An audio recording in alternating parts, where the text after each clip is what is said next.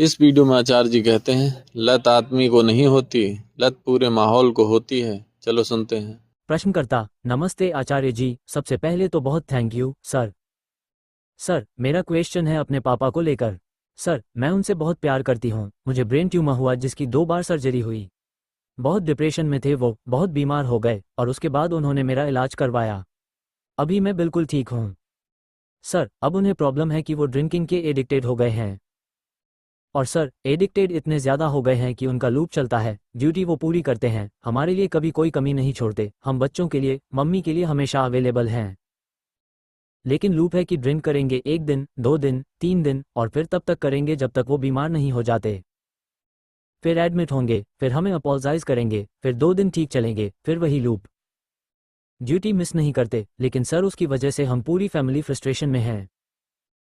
और सर, वो इतने सारे हार्ट के पेशेंट हैं, किडनी के पेशेंट हैं, डायबिटीज़ है उन्हें और भी बहुत सारी बीमारियां हैं।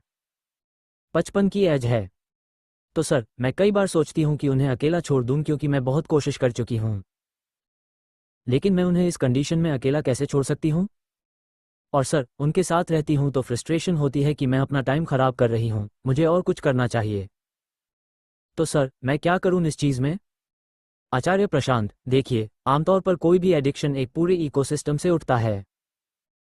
वो एक व्यक्ति भर की बात नहीं होता, वो पूरे एक परिवेश की बात होता है। और इसीलिए एडिक्शन छोड़ना इतना मुश्किल होता है क्योंकि हम इलाज, ट्रीटमेंट या एक्शन करना चाहते हैं व्यक्ति के तल पर। हमें लगता है इस व्यक्ति में कुछ गड़बड़ है तो इसलिए ये एडिक्टेड है।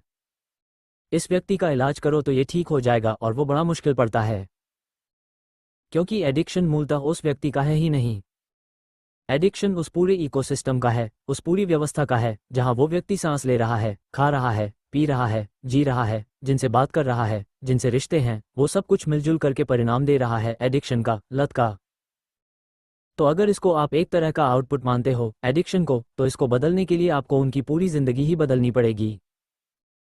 जो उनका पूरा परिवेश है, वातावरण है, जिस माहौल में वो उठ रहे हैं, बैठ रहे हैं, खा पी रहे हैं, बातचीत कर रहे हैं, वो सब बदलना पड़ेगा। उसको बदले बिना आप चाहो कि बाकी सब कुछ वैसे ही चलता रहे जिंदगी में जैसा आज तक चला आ रहा है, बस उनकी ड्रिंकिंग बंद हो जाए, तो मुश्किल होगा। हो सकता है, बहुत काम होते हैं, डी एडिक्शन के होते हैं, रिहेबिलिटेशन, ये सब चलता है। उसमें सक्सेस भी मिलती है कई बार, लेकिन फिर उसमें रिलैप्स भी होता है। आप जिसका एडिक्शन छुड़ा देते हो, आप पाते हो कि 6 महीने बाद उसने दोबारा शुरू कर दिया। उसकी वजह यही होती है, उस व्यक्ति में आपने कुछ बदलने की कोशिश की होती है, उसका माहौल तो नहीं बदला होता है ना, उसके रिश्ते तो नहीं बदले होते ना, उसकी नौकरी तो नहीं बदली होती ना।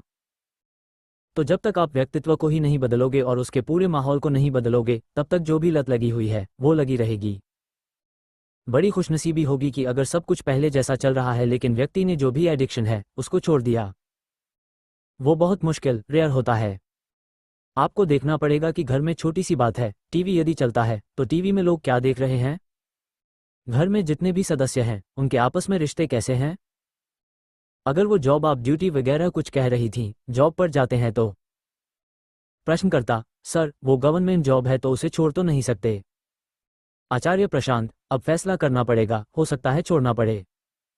क्यों नहीं, गोल्डन हैंडशेक होता है, ले लें न VRS, वॉलंटरी रिटायरमेंट स्कीम।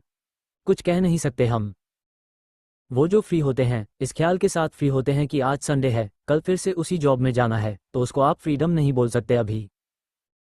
प्रश्नकर्ता, नहीं सर, वो अपनी जॉब से प्यार करते हैं। आचार्य प्रशांत, कह नहीं सकते, कुछ नहीं कह सकते। हमें तो बस ये पता है कि वो जो उनका पूरा माहौल है, उसी का आउटपुट है उनकी ड्रिंकिंग। जिस पूरे माहौल में वो जी रहे हैं, 24 घंटे उठ बैठ रहे हैं, उसी का नेट आउटपुट ये है कि उन्हें शराब पीनी पड़ती है। आप समझिए, शराब पीना माने क्या होता है? आपने कभी अगर थोड़ी बहुत पी हो तो आपको पता होगा कि क्या होता है शराब पीने से। क्या होता है? आप थोड़ी देर के लिए सब भूल जाते हो, यही तो होता है। यही चीज़ मूवी देखने में होती है। यही चीज़ अपने आप को कोई भी एंटरटेनमेंट या जनरल प्लेजर देने में होती है, यहाँ तक कि शॉपिंग में भी। आप जाकर के बस विंडो शॉपिंग ही करने लग जाओ, थोड़ी देर को आप सब भूल भाल जाते हो। या किसी से आप गॉसिप करने लग जाओ तो भी आप भूल जाते हो। यही तो हो रहा है ना? इसका मतलब आपके पास कुछ है भूलने लायक। व्यक्ति पीता इसलिए है क्योंकि होश उसे गवारा नहीं होता, क्योंकि होश आएगा तो कुछ ऐसा याद आएगा जो वो याद नहीं रखना चाहता। तो इसलिए फिर वो पीता है, और इसीलिए फिर वो बहुत टीवी भी देखता है, इसीलिए गॉसिपिंग भी करता है, इसीलिए वो 100 तरह के एंटरटेनमेंट में जाता है, इसीलिए बहुत सारे लोग एडवेंचर में निकल जाते हैं, बहुत सारे लोग कुछ और करना शुरू कर देते हैं, all kinds of distractions just so that something can be forgotten. तो उस वातावरण में कुछ है जो उनको तकलीफ दे रहा है। कोई भी व्यक्ति सिर्फ एक कारण से ही पीता है, उसे अपनी जिंदगी बर्दाश्त नहीं हो रही। उसकी जिंदगी बदल दो, उसके पास पीने की कोई वजह नहीं बचेगी। कोई आपका बहुत बहुत गहरे आनंद का क्षण हो, उसमें आप बेहोश होना चाहोगे क्या? पूछ रहा हूं।